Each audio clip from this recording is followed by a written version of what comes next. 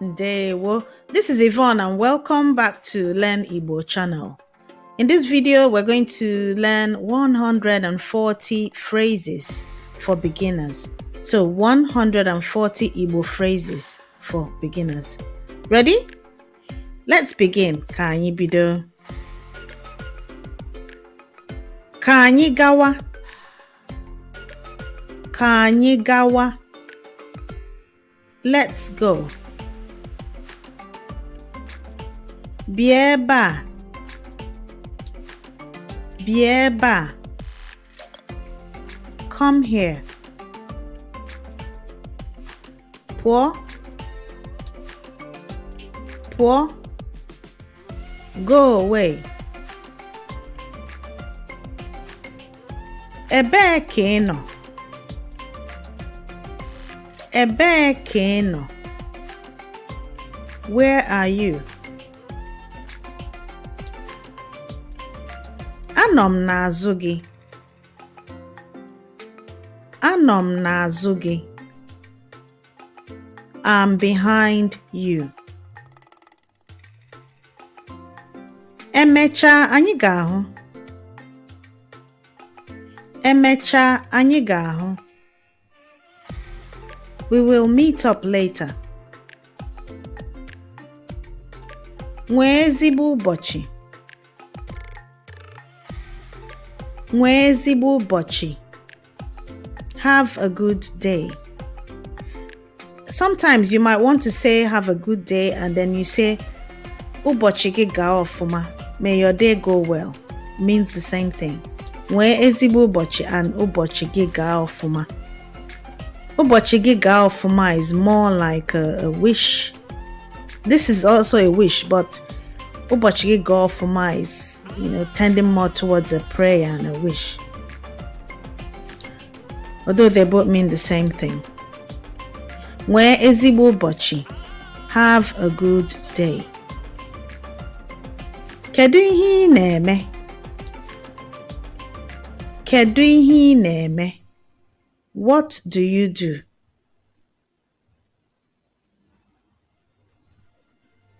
Abụ m nwa akwụkwọ. Abụ m nwa akwụkwọ. I am a student. Ana m arụ ọrụ n'ụlọ akwụkwọ. Ana m arụ ọrụ n'ụlọ akwụkwọ. I work at a school.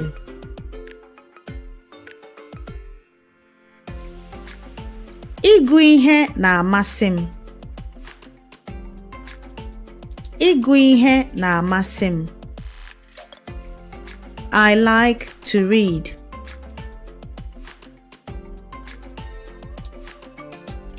Igwu mmiri na-amasị m. Igwu mmiri na-amasị m. I like to swim.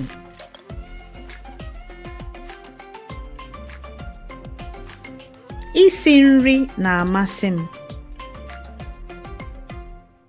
Isi nri na-amasị m. I like to cook. Achọrọ m ịmụta ya. Achọrọ m ịmụta ya. I want to learn it.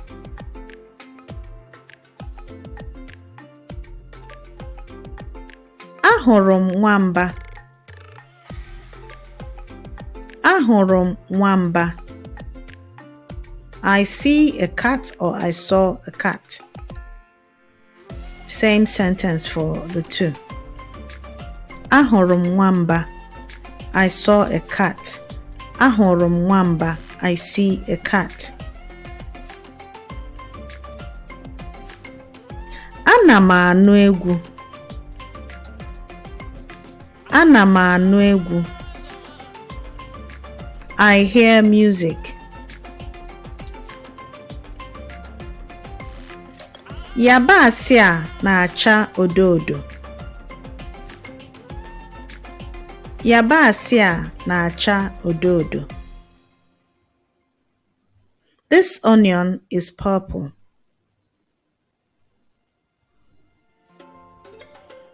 Igwe na-acha anụnụ anụnụ. Igwe na-acha anụnụ anụnụ. The sky is blue.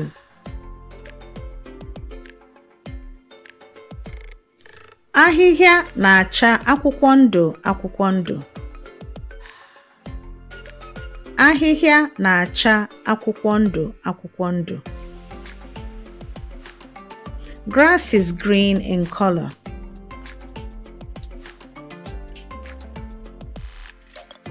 Enwere m ụmụnne nwanyị abụọ. Enwere m ụmụnne nwanyị abụọ. I have two sisters.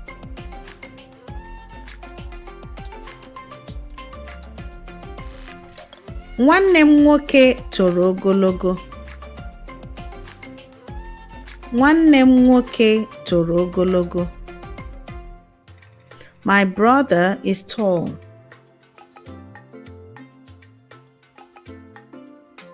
Nne m nwere obiọma. Nne m nwere obiọma. My mother is kind. Nna m siri ike. Nna m siri ike. My father is strong. Onye a bụ enyi m. Onye a bụ enyi m. This person is my friend.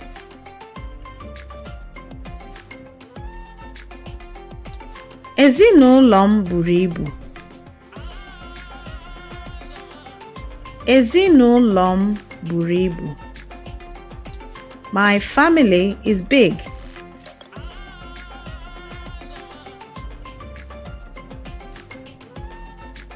Ebi m n'ụlọ ahụ. Ebi m n'ụlọ ahụ. I live in that house.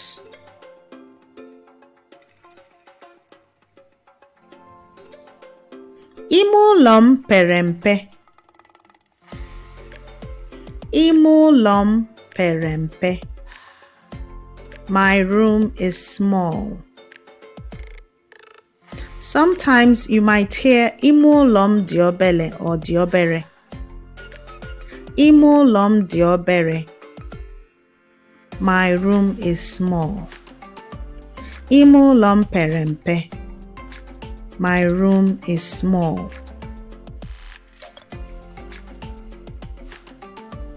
Ọnụ ụzọ ghe oghe.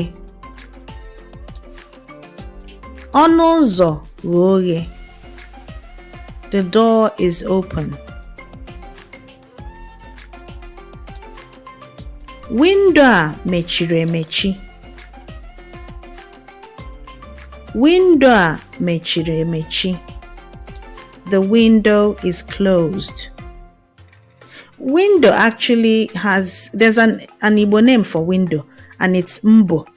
But most people don't use mbo. They use window.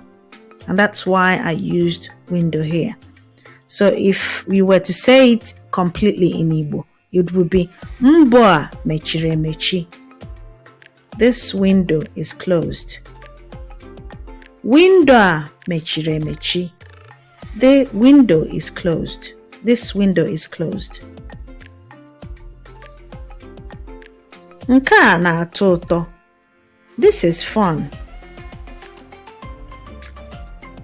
Nke a na-atọ ụtọ can also be used for this is delicious. They both mean, the sentence means this is fun or this is delicious. So it depends on the context of what the person is telling you. So if they're eating and they say, nke a na-atọ ụtọ, it means this is delicious. But nke a na-atọ ụtọ in this context is this is fun.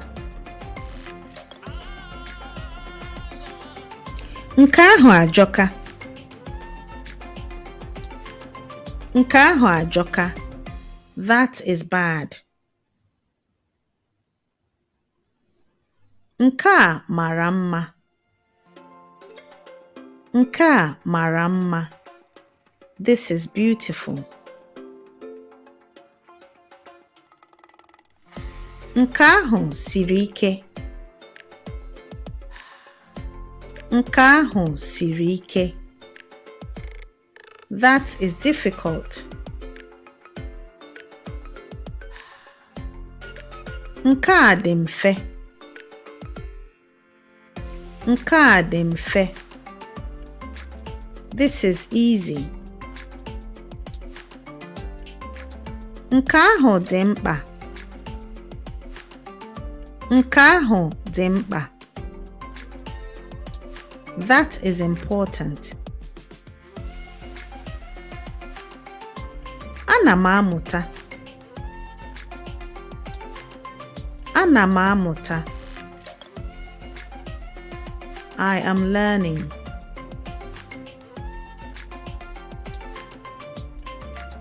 Kedu agba kacha amasị gị? Kedu agba kacha amasị gị? What is your favorite color?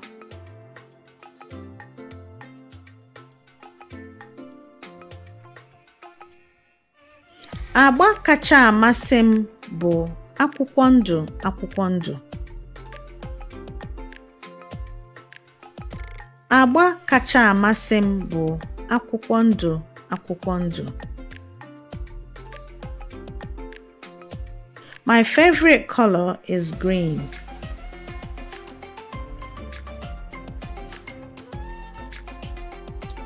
Ana m agba bọọlụ.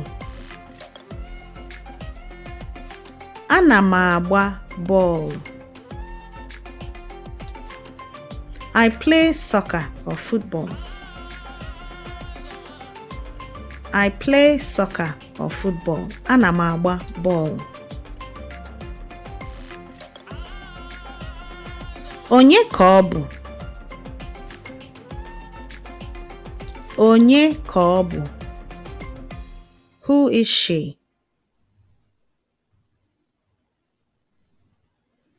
Ọ bụ onye nkuzi m. Ọ bụ onye nkuzi m. She is my teacher.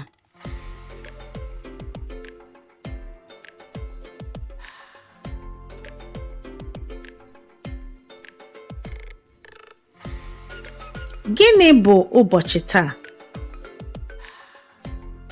Gịnị bụ ụbọchị taa? What is the date today? Sometimes you might hear ụbọchị taa ọ bụ gịnị? They mean the same thing. Gịnị bụ ụbọchị taa? What is the date today? Kedu ndị ha bụ? Kedu ndị ha bụ? Who are they?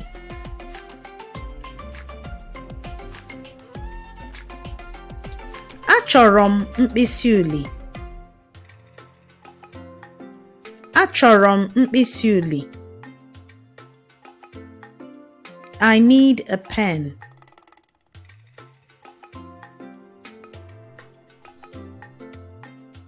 Agụrụ m akwụkwọ ụnyaahụ. Agụrụ m akwụkwọ ụnyaahụ. I read a book yesterday.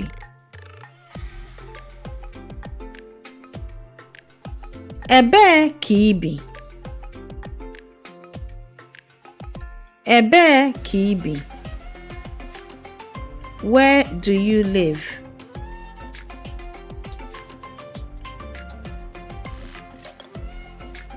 Ebi m nso ụlọ akwụkwọ. Ebi m nso ụlọ akwụkwọ. I live near the school.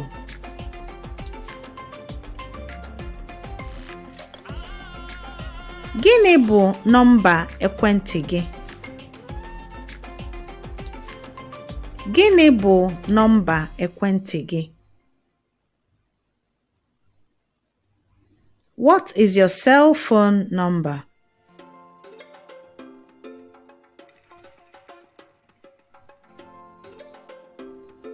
Ige egwu na-amasị m.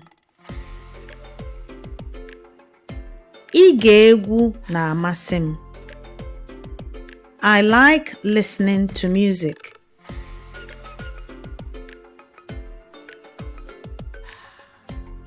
Ana m eji ụgbọ ọha aga ụlọ akwụkwọ.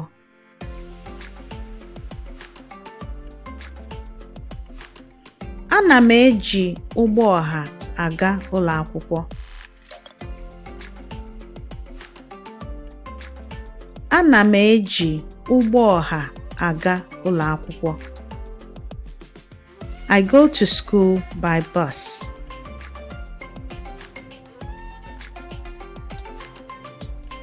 Gịnị ka mkpụrụ okwu a pụtara?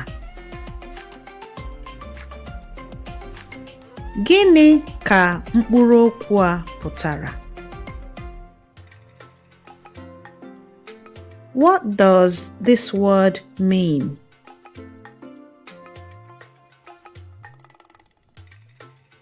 Gịnị ka ahịrịokwu a pụtara?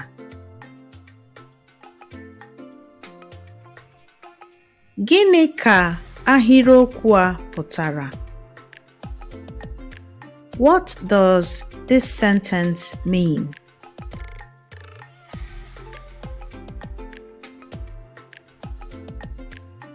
Kedu onye bụ ezigbote enyi gị?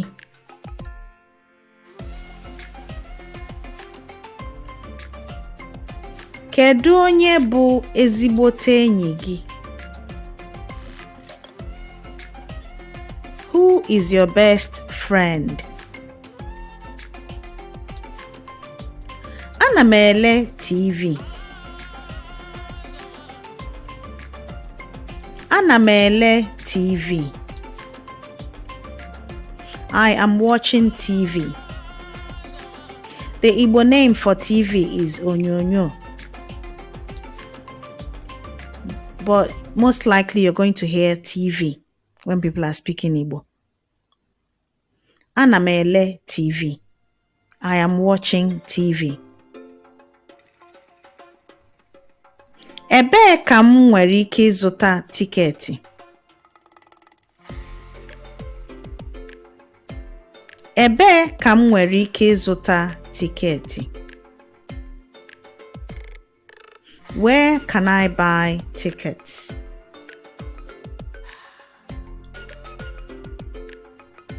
Achọrọ m ịla. Achọrọ m ịla. I want to go home.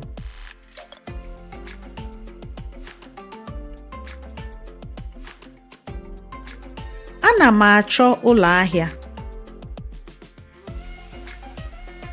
Ana m achọ ụlọ ahịa. I am looking for a store or a shop.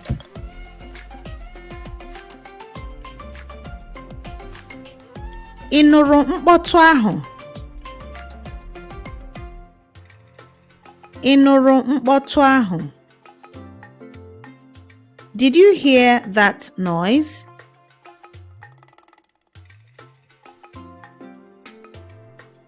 Ana m asị gị nnọọ. Ana m asị gị nnọọ. You're welcome.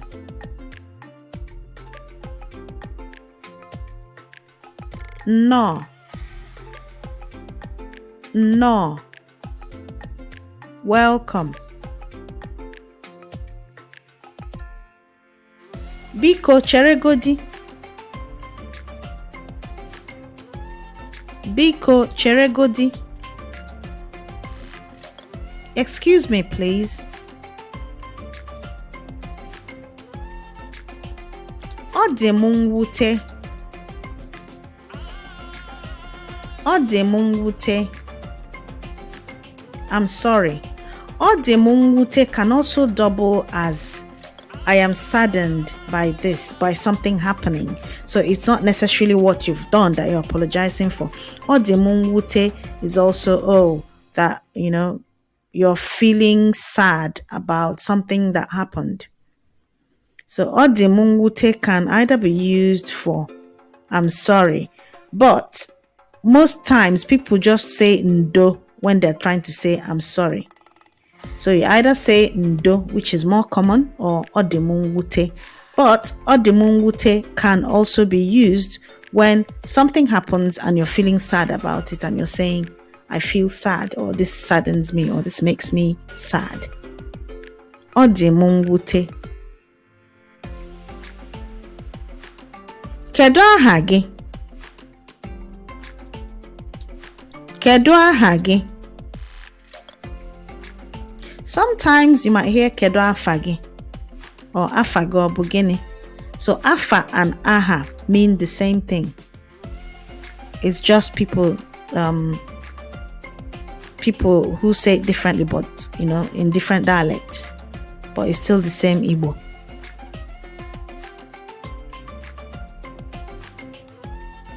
Aha m bụ Chika. Aha m bụ Chika. My name is Chika. Kedu ka ị mere? Kedu ka ị mere? How are you doing?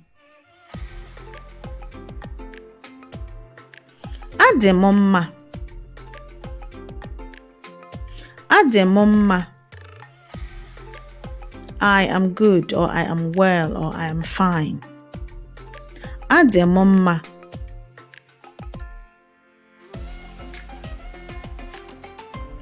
Adị m mma. I am fine. Adị m mma. I am fine. Ahụ adịchaghị m mma. Ahụ adịchaghị m mma. I am not well, or I am not feeling so well or so good. Sometimes you might hear ahụ adịghị m, I'm sick, I'm ill. Or ahụ adịchaghị m mma, I'm not quite myself, I'm feeling a bit ill. Ahụ adịchaghị m mma, I am not well. Ebee ka ị si? Ebee ka ị si? Where are you from? Sometimes you can use that for when you're trying to tell somebody where you're coming from. You say, Ebee ka ị si? Ebee ka ị si? Where are you from? Onye ebee ka ị bụ? Onye ebee ka ị bụ? Where are you from? This one certainly means what place are you from? Or where is your place of origin? Onye ebee ka ị bụ. So this is much more specific, asking where are you from? Esi m Canada. Esi m Canada. You might say, Abụ m onye Canada. I am a person from Canada. Abụ m onye Canada. Esi m Canada. I am from Canada. Afọ ole ka ị dị? Afọ ole ka ị dị? How old are you? Adị m afọ iri. Adị m afọ iri. I am 10 years old.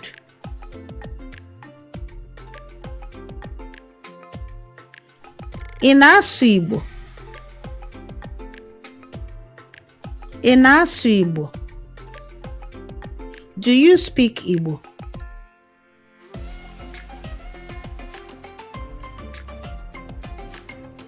Ana m asụ obere. Ana m asụ obere. I speak a little. Aghọtaghị m. Aghọtaghị m. I do not understand. Aghọtaghị m. Sometimes you might hear aghọtarom. Aghọtarom is from the Enugu Anambra axis, But aghọtaghị is from the Imo Abia axis. But when it comes to formal written Igbo, you will see aghọtaghị. But aghọtaghị and aghọtarom, they mean the same thing. I don't understand or I do not understand. Ị nwere ike inyere m aka? Ị nwere ike inyere m aka? Can you help me?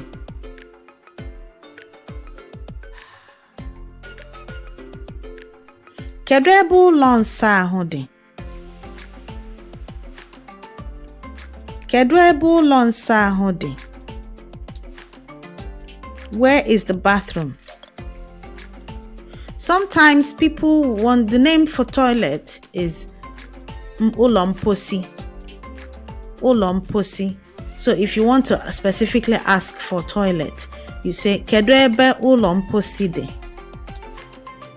Kedu ebe ụlọ mposi dị? Where is the toilet? Kedu ebe ụlọ nsọ ahụ dị? Kedu ebe ụlọ nsọ ahụ dị? Where is the bathroom? Nke a ọ bụ ọdụ ụgbọ oloko? Nke a ọ bụ ọdụ ụgbọ oloko? Is this the train station?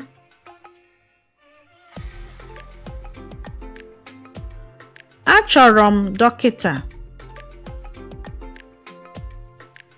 Achọrọ m dọkịta. I need a doctor.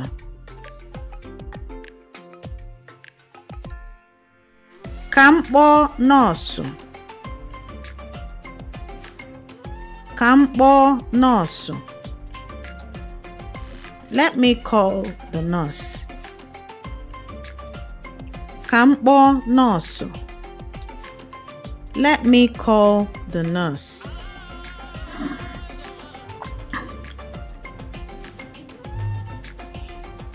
Gịnị na-akụ? Gịnị na-akụ? What time is it?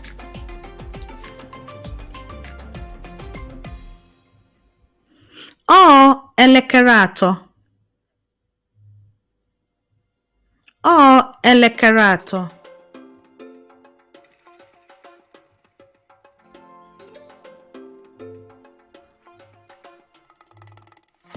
Ọ elekere atọ nke ehihie. Ọ elekere atọ nke ehihie. It is 3 p.m. And so nke ehihie is saying ehihie is afternoon. So nke ehihie means p.m. It's after like p.m. afternoon. But if someone says oh elekere atọ nke ụtụtụ, then you know it's a.m. Oh elekere atọ nke ụtụtụ, it is 3 a.m. Oh elekere atọ nke ehihie, it is 3 p.m. Taa bụ Monday. Taa bụ Monday. Today is Monday.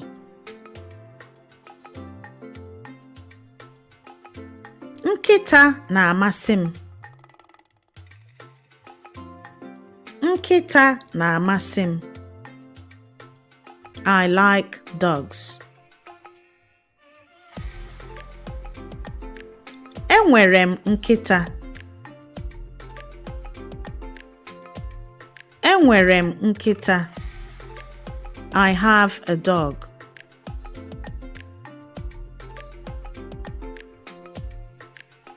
Achọrọ m coffee. Achọrọ m coffee. I want a coffee.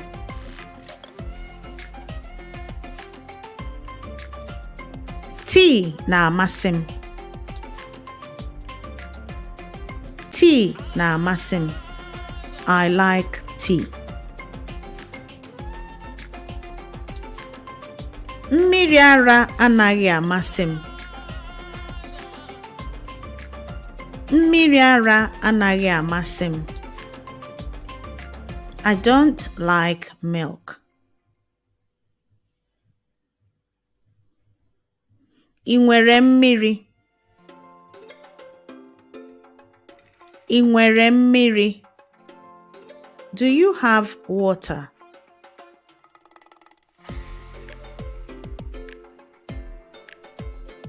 Ego ole bụ nke a? Ego ole bụ nke a? How much is this one?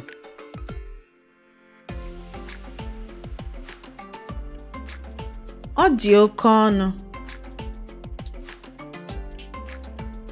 Ọ dị oke ọnụ.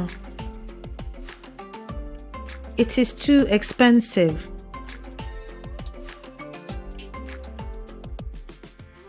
Enwere m ike ịnweta menu?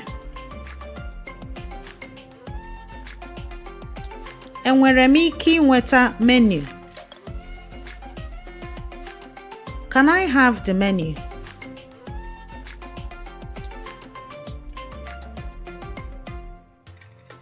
Ọ ga-amasị m ịtụ pizza. Ọ ga-amasị m ịtụ pizza. I would like to order pizza.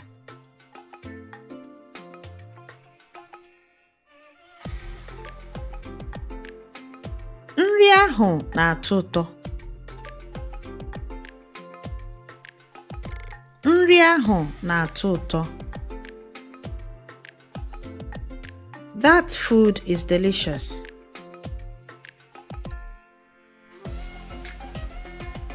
Agụụ na-agụ m. Agụụ na-agụ m. I am hungry. Mmiri na-agụ m. Mmiri na-agụ m. I am thirsty. Akpịrị na-akpọ m nkụ. Akpịrị na-akpọ m nkụ. I am extremely thirsty. So the literal translation for akpịrị na-akpọ m nkụ is akpịrị is the throat. Na-akpọ m nkụ is literally is dry, is like parched. Akpịrị na-akpọ m nkụ. So my throat is parched. That's what it means. But the literal meaning is it's dry. Akpọ nkụ is something to be dry. So akpịrị na-akpọ m nkụ. Akpịrị na-akpọ m nkụ. I am extremely thirsty. Or I'm parched. Oyi na-atụ m. Oyi na-atụ m. I am cold. Ahụ na-ekpo m ọkụ. Ahụ na-ekpo m ọkụ. I am hot.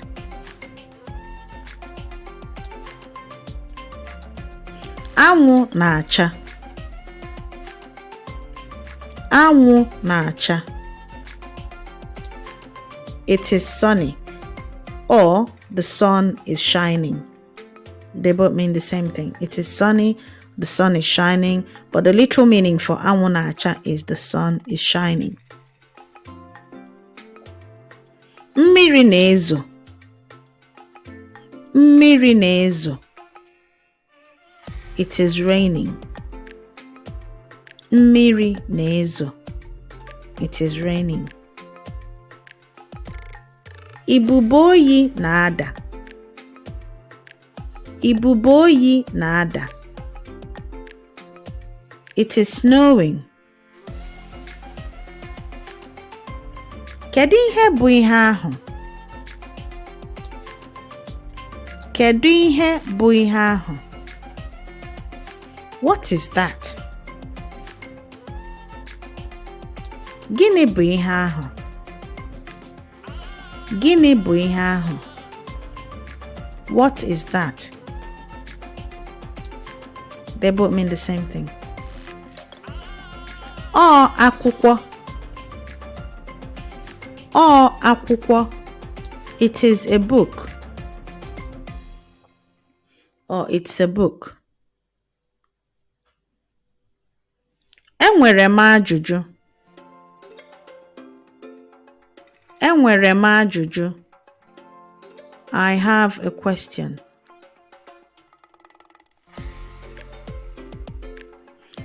Ị nwere ike ikwugharị nke ahụ? Ị nwere ike ikwugharị nke ahụ? Can you repeat that?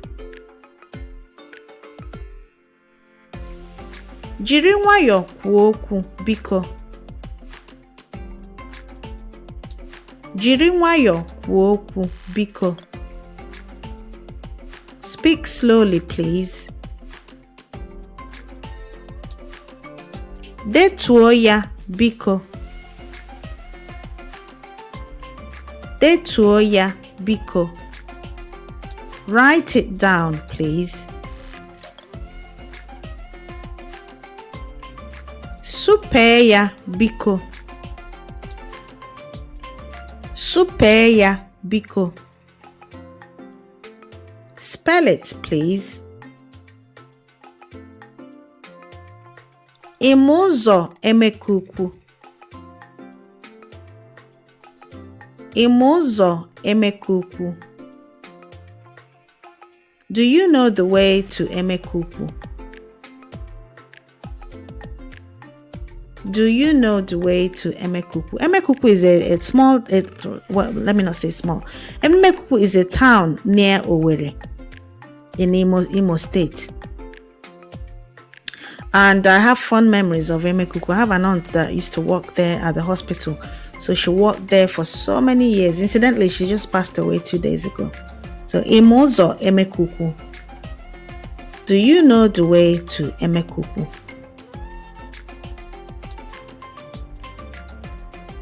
Tụgharịa aka ekpe. Tụgharịa aka ekpe. Turn left. Tụgharịa aka nri. Tụgharịa aka nri. Turn right. Gaa ihu ogologo.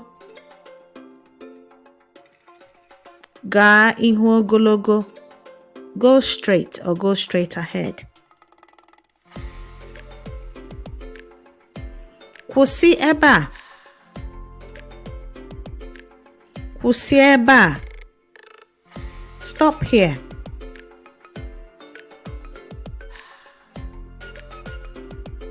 Ị chọrọ ka m kwụsị? Ị chọrọ ka m kwụsị?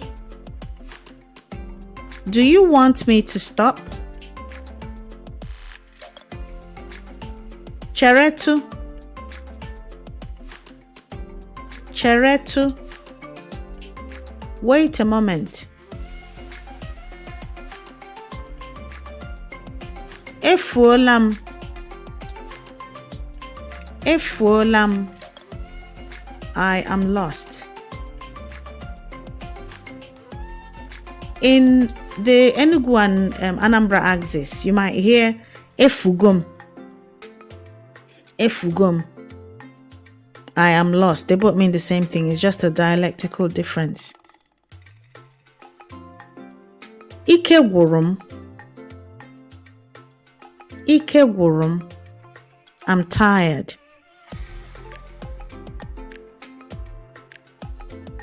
Obi dị m ụtọ. Obi dị m ụtọ. I am happy.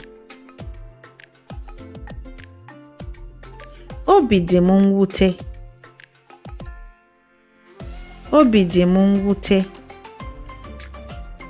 I am sad.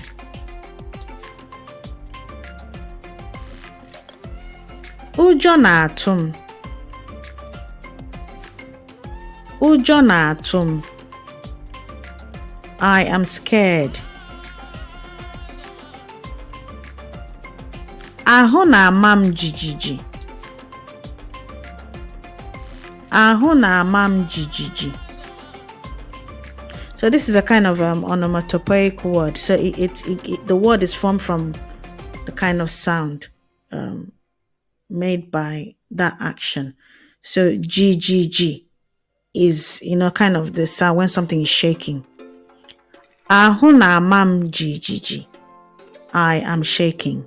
Ahụ na-ama m jijiji. I am shaking. Obi dị m aṅụrị. Obi dị m aṅụrị. I am happy or I'm excited. Obi dị m aṅụrị.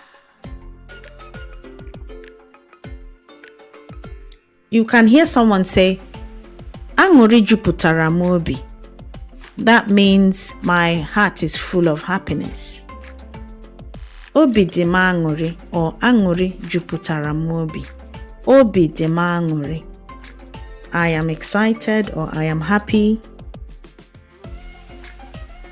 Tụọ nri ka anyị rie. Tụọ nri ka anyị rie. Order some food so we can eat. Tụọ nri ka anyị rie. Order some food so we can eat. Ị chọrọ KFC? Ị chọrọ KFC? Do you want KFC? Gịnị ka ị na-achọ? Gịnị ka ị na-achọ? What are you looking for?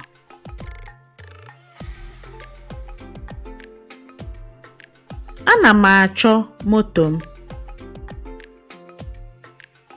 Ana m achọ moto m.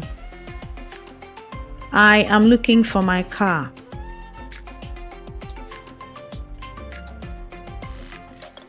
Gịnị ka moto gị na-acha? Gịnị ka moto gị na-acha? What is the color of your car?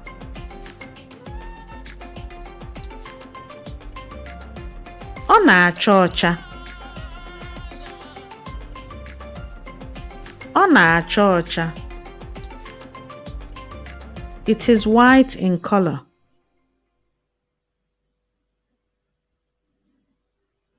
Kedu ụdị moto ị na-anya? Kedu ụdị moto ị na-anya? What kind of car do you drive? Ana m anya Tesla. Ana m anya Tesla. I drive a Tesla.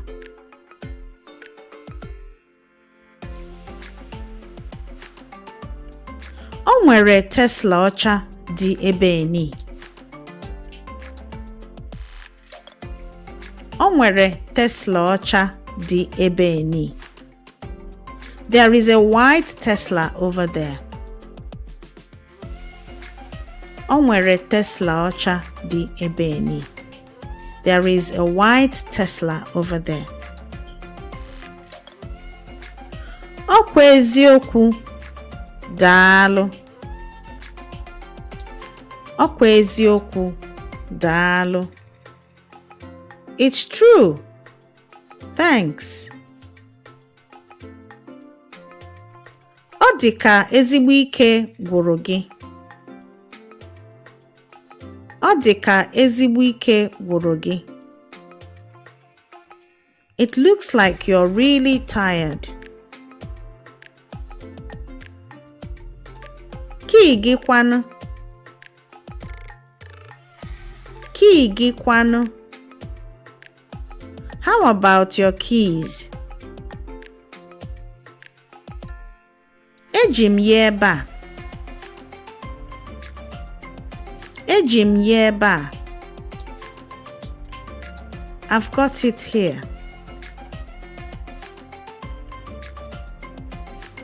Chukwu daalụ. Chukwu daalụ. Thank God. Thank you for going through this 140 sentences or phrases with me. Please don't forget to like and share, and if you haven't yet done so, subscribe to the channel. Komesia. See you on the next video. Dalo. Thank you for watching. To improve your Igbo learning, go over to www.learnibonow.com and download our free printable flashcards, which has audio support. You'll also get access to our weekly newsletter full of useful tips to improve your Igbo language learning, history, and heritage. Komesia. See you on the next video.